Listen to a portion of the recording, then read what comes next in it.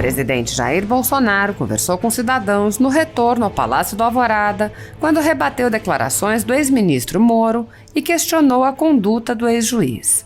Falando sobre a campanha antecipada de vários presidenciáveis, Bolsonaro disse: o Lula falou que vai recolher as armas.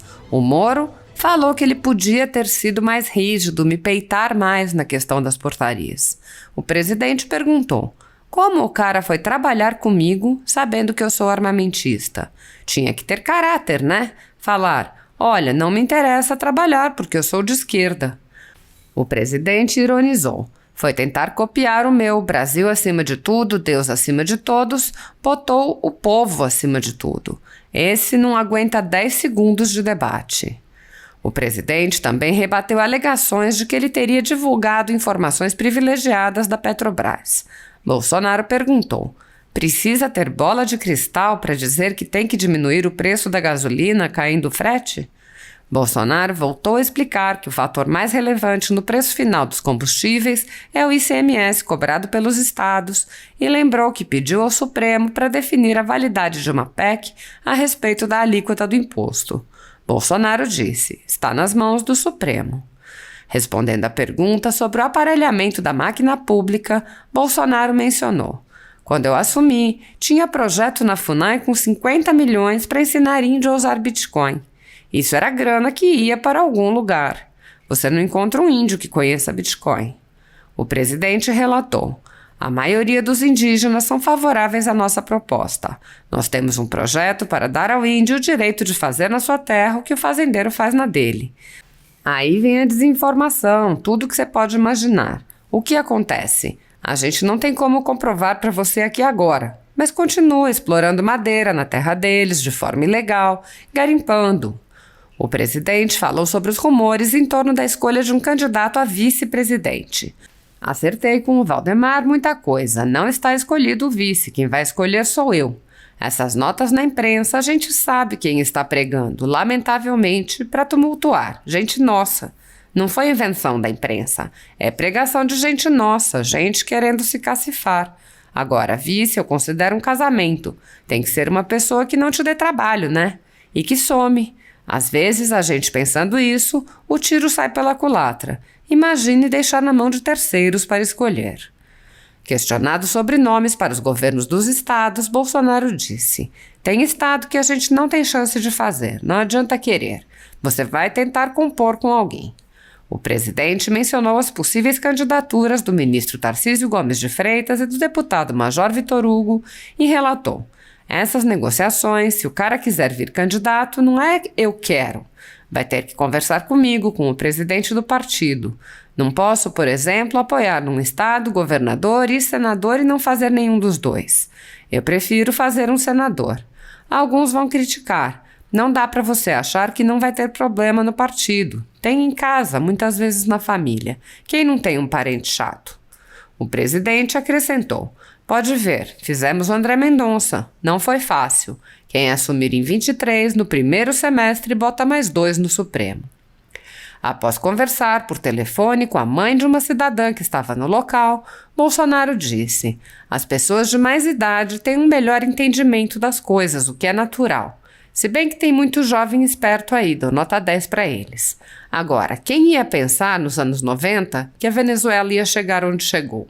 Ou, no final dos anos 50, que Cuba ia chegar onde chegou? Tudo que é bonito e bom você pode perder. Você só não perde coisa ruim. O Brasil só tem coisa boa aqui. Tem muita gente de olho neste país. Não pensem que na Venezuela quem manda lá é o Maduro. O ataque a cidadãos e empresas privadas, desrespeitando direitos e garantias fundamentais, tem se tornado cada vez mais comum, em especial nas altas cortes do país. Sem justificativa jurídica, o ex-corregedor do Tribunal Superior Eleitoral, Luiz Felipe Salomão, decidiu confiscar a renda de sites e canais conservadores para destruir empresas privadas das quais discorda. A decisão, que inclui a folha política, confisca todos os rendimentos da empresa e teve o apoio e aplauso do presidente do TSE, Luiz Roberto Barroso, que é também ministro do STF.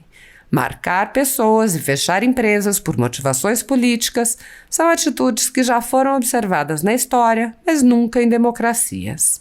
Se você apoia a Folha Política e pode ajudar a evitar que a empresa seja fechada, doe qualquer valor através do Pix, utilizando o QR Code visível na tela ou o código ajude@folhapolitica.org. Caso não utilize Pix, há a opção de transferência bancária para a conta da empresa Raposo Fernandes, disponível na descrição deste vídeo e no comentário fixado no topo. Há quase 10 anos, a Folha Política vem enfrentando a espiral do silêncio imposta pelo cartel midiático que quer o controle da informação. Pix ajude@folhapolitica.org. Quero me dirigir uma vez mais ao universo extraordinário de milhões de brasileiros. Patriotas, comprometidos com o trabalho, com a ética e com a verdade. Brasileiros e brasileiras que sonharam e sonham com um Brasil melhor. Desse universo, formado por pessoas de todas as idades, temos, por exemplo, milhões que ainda estão na ativa, produzindo riquezas para a nossa nação, cumprindo diariamente seus deveres, esperando voltar para casa todos os dias e encontrar em segurança seus familiares e amigos. Pais que querem ver um país onde seus filhos possam crescer espelhados em exemplos de honestidade, inclusive dos homens públicos, dos dirigentes dos negócios do governo, das prefeituras ao Palácio do Planalto. Em tempos recentes, nossas crianças, adolescentes e jovens assistiam diariamente imagens de sujeiras emergindo dos esgotos de corrupção, que foram construídos nos subterrâneos de ministérios e estatais como a Petrobras, desviando bilhões de reais, dinheiro do povo brasileiro. Nesse universo de cidadãos e cidadãs de bem, temos outros milhões que já cumpriram seu tempo de atividade laboral com intensa dedicação e agora já aposentados, esperam ter um país consolidado que possa lhes dar o mínimo de retorno em serviços públicos, como segurança e saúde, além de proporcionar uma boa educação para seus netos, a geração para a qual olham e projetam o futuro. Nenhum ser humano vive para um fim de caos. O problema é que, para esses milhões a que me refiro, o que se viu em nosso país nos últimos governos foi a destruição de sonhos.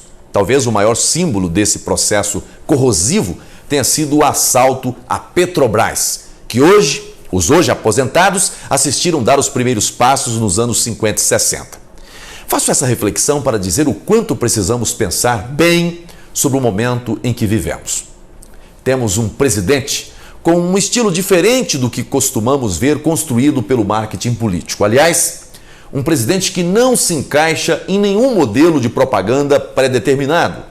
Ele tem seu próprio jeito, sua própria linguagem. Foi eleito justamente por isso. O Brasil deixou de se iludir com as embalagens que escondiam mentira e corrupção e preferiu apostar na transparência, valorizando mais o conteúdo. Por isso elegeu o menos cotado pela elite dominante, o presidente Jair Bolsonaro. Não sabemos até que ponto já se conseguiu mudar efetivamente o país. É impossível se construir uma estrutura de governo perfeita em qualquer parte do mundo. Isso não é diferente no Brasil, com uma máquina administrativa tão grande, tão complexa e com vícios tão antigos. Mas uma coisa é absolutamente certa. Nosso país experimentou uma mudança tão extraordinária no poder central da República que em 2 anos e meio de governo não há um escândalo sequer de corrupção. O que os acusadores chamam de corrupção, o maior escândalo de corrupção do governo Bolsonaro, envolve um contrato do qual não se fez o pagamento de 1 centavo de real. É sobre esse contrato da vacina Covaxin que a oposição gira em círculos, dias após dias, acumulando frustrações por ver que suas expectativas se frustram a cada dia. Não há comprovação alguma de prática de corrupção no governo atual, ainda que possa ter sido imaginada por quem quer que seja. É diante disso e por assistir todos os dias à insistência do establishment em desestabilizar o governo que faço essa reflexão. O establishment, representado por parte da elite brasileira, parte da classe política, grande parte da mídia e membros de instituições e poderes rejeita o estilo pessoal e de governo do presidente Bolsonaro. Por força dessa rejeição, tornam-se defensores do retorno de um sistema endemicamente corrupto, que as pessoas de bem desse país rejeitaram nas urnas em 2018 e que não querem que volte ao poder. A questão não é meramente de ordem pessoal, ou seja, não está apenas em torno da pessoa do presidente Jair Bolsonaro, mas, mais que isso, diz respeito às mudanças que seu governo representa para o país. A população brasileira está consciente de que não se trata de um homem perfeito, mas também não é ingênua por causa de seu estilo pessoal, rejeitar as mudanças positivas que imprimiu no governo e permitir que volte ao poder os que assaltaram a nação e envergonharam toda a sociedade. A essas milhões de pessoas que querem um Brasil cada vez mais honesto e justo, desejo força, resistência, confiança, determinação e muito discernimento para que não sejamos de forma alguma enganados pelo canto da sereia. Continuemos amando a verdade, pois somente a verdade liberta. Deus abençoe você. Deus abençoe o Brasil.